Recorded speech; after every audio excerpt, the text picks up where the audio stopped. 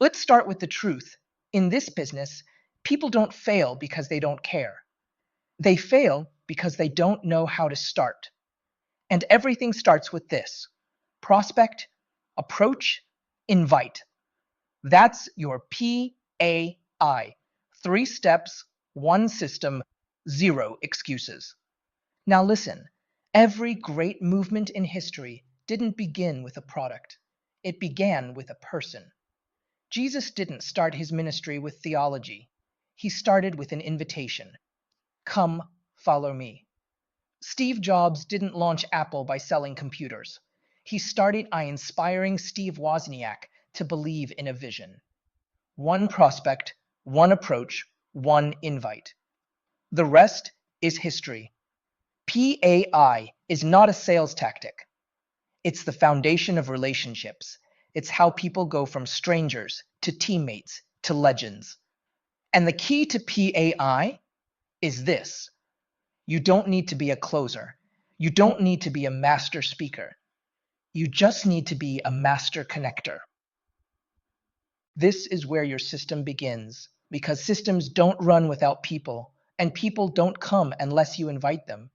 Say this to yourself out loud: I don't need to sell, I just need to start the conversation. You bring the spark, the system brings the fire. This is PAI, and this is your new superpower. So now you understand why PAI matters. Let's move from why to how, because inspiration without instruction is just frustration. You want to prospect like a professional? You need 4 weapons, 4 doors, 4 channels to build your pipeline with precision. Let's start with the first. 1. Natural market. Who do you already know? Friends, family, colleagues, neighbors, parents from your kid's school, even your old dentist. This is your natural market. Don't overthink it. Start where your life already lives. Even Bill Gates didn't start Microsoft by going public. He pitched his first business idea to a hobby club, a handful of friends who liked computers. So don't say, I don't know anyone. Say, who's in my life that I haven't really seen yet? Your next superstar client or business partner might be one conversation away. 2. Friendship farming. Now, what about the people you kinda know? The ones who follow you on Instagram, chat with you occasionally, or wave at you at the gym. That's where friendship farming begins. You're not selling, you're sowing.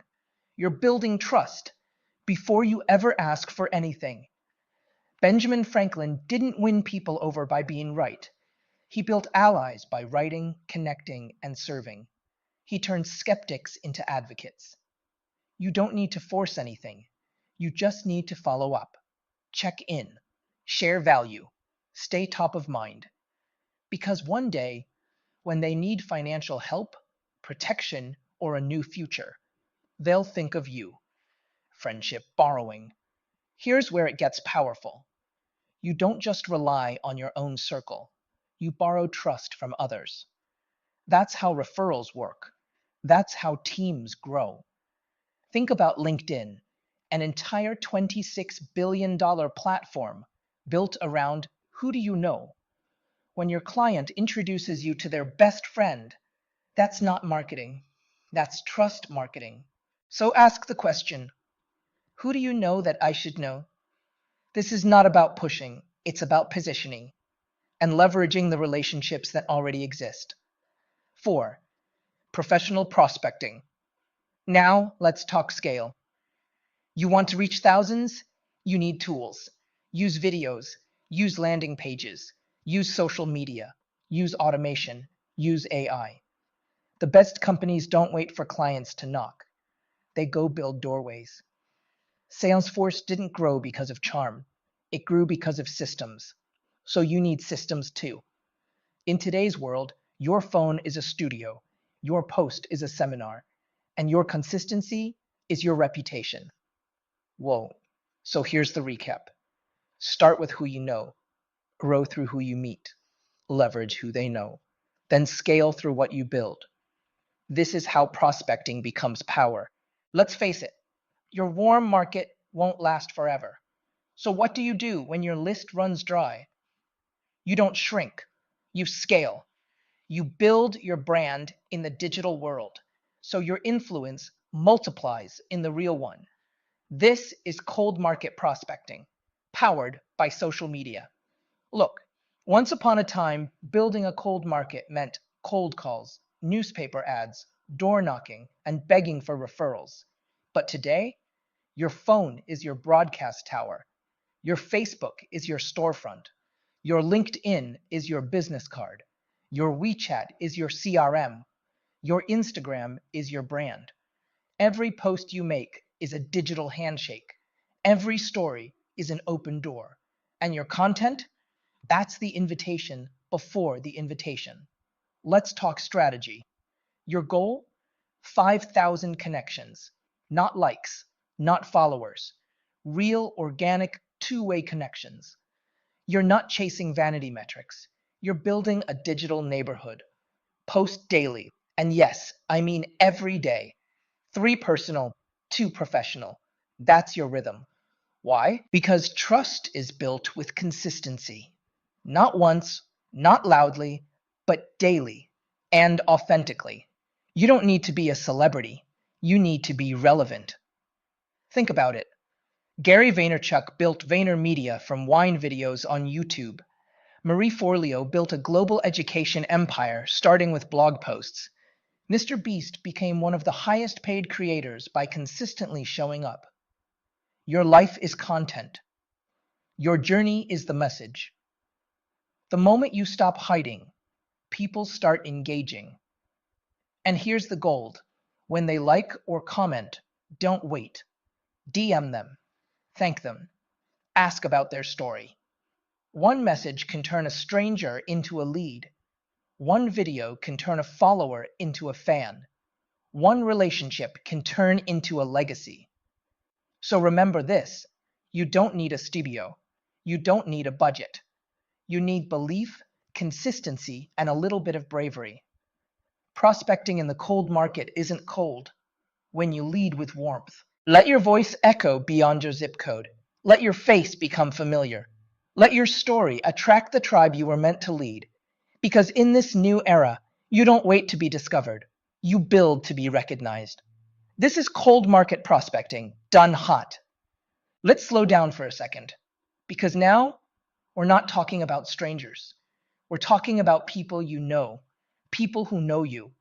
This is your warm market. And how you move here can either open doors or burn bridges. In cold market prospecting, volume is your friend. But in warm market prospecting, precision wins. You don't mass blast. You don't copy paste. You curate. You prioritize. You lead with wisdom, not impulse. This is where you need a PPL, your personal prospect list. This is where private stock portfolio. These names, these relationships, they are your red list, your must touch, must protect, must invite with excellence. Let's get tactical. We don't guess, we qualify. Ask yourself, are they over 25? Are they married? Do they have children? Do they own a home? Do they make over 50K? Are they ambitious? Are they frustrated with their current job? Do they have an entrepreneurial spark?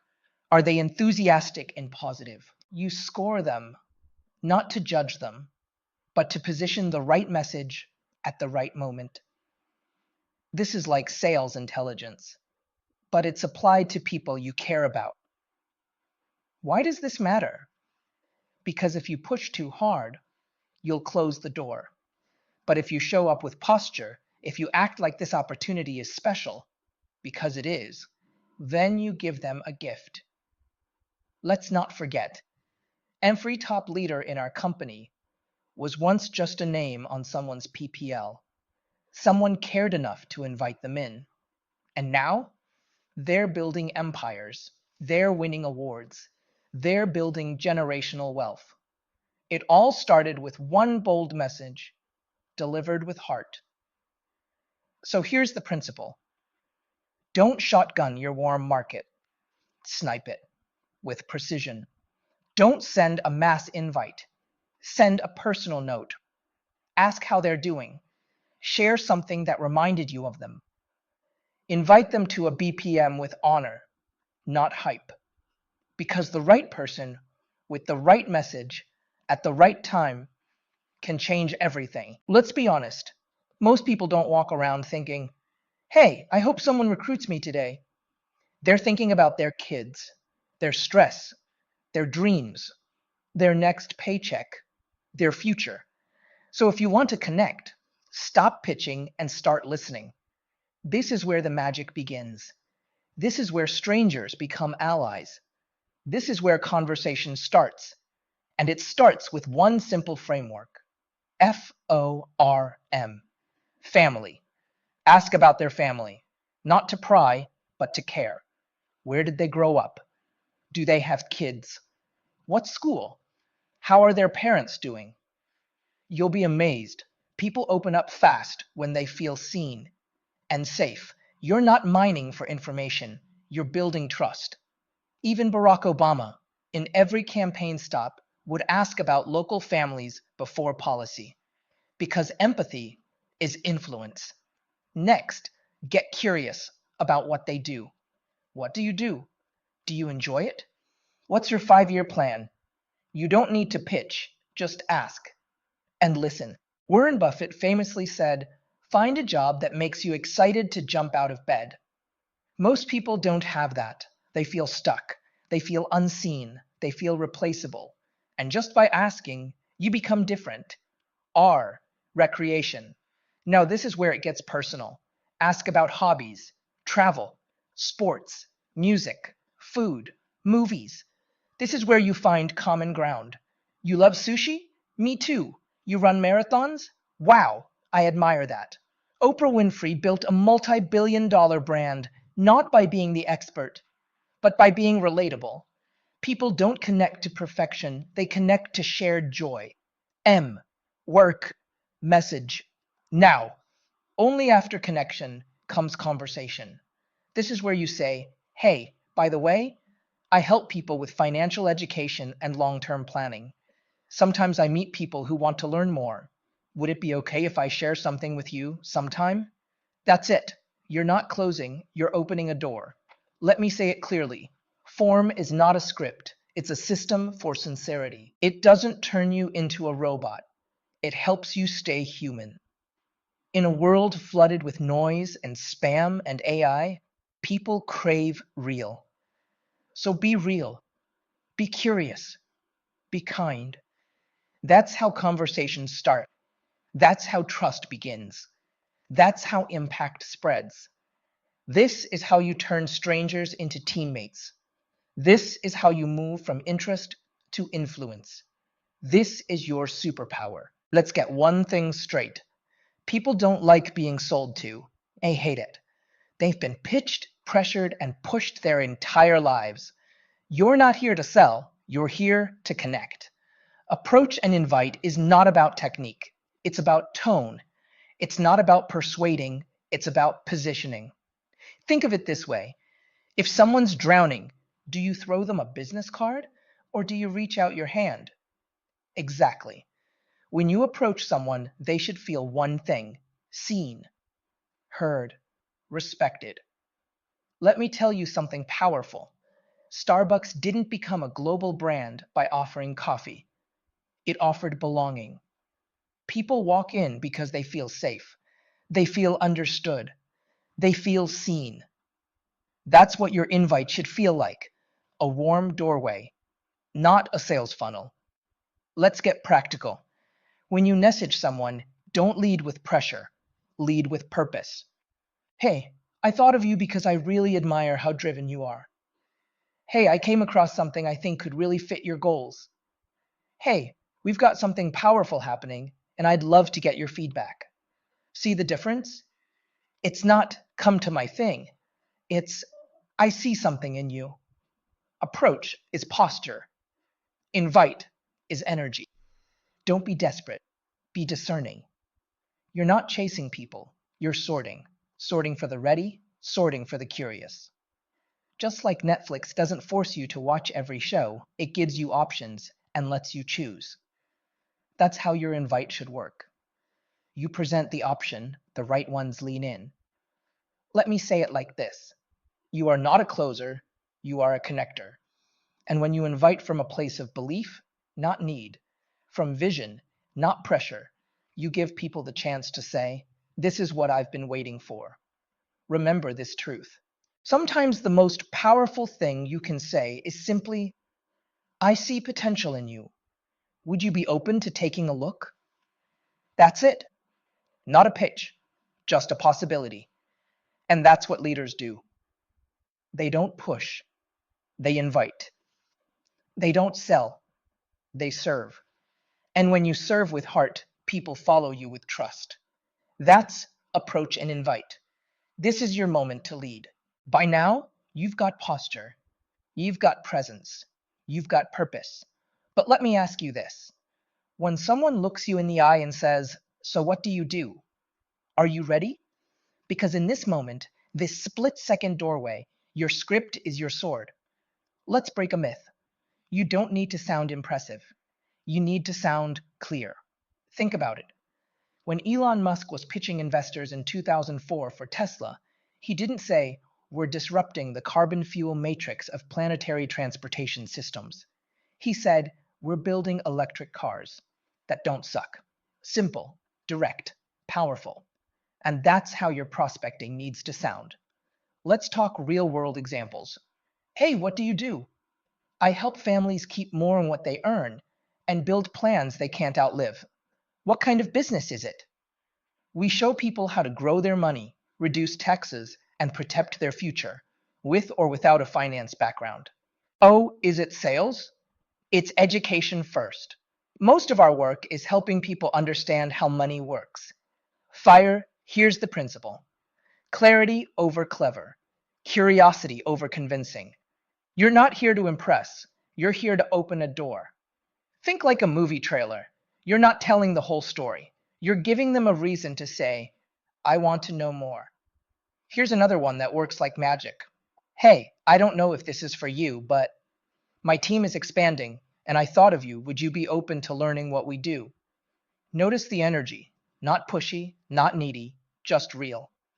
The phrase, "I don't know if this is for you," is disarming. It tells the brain, this is not pressure. This is permission. Jeff Bezos didn't convince everyone Amazon would work. He simply told the right people, "Want to take a look?" And now, those who said yes are billionaires. All because of one sentence, said with clarity, conviction, and calm. Hey, so here's your challenge. Write your script. Practice your script. Use your script. Say it at Starbucks. Say it on the plane. Say it while picking up your kids. Because prospecting doesn't live in your planner. It lives in your pocket. It lives in your voice. It lives in your courage to speak. This is how you stay in flow. This is how you build as you go. This is how your business never stops growing. Let's take a breath. Because before we go any further, we need to talk about what not to do.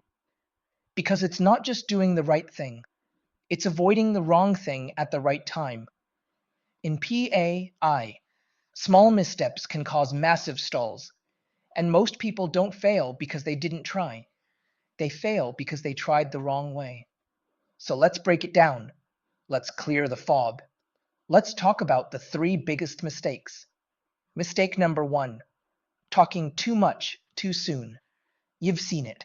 You've maybe done it. You're excited. You're passionate. So you dump the entire business plan before they even ask a question.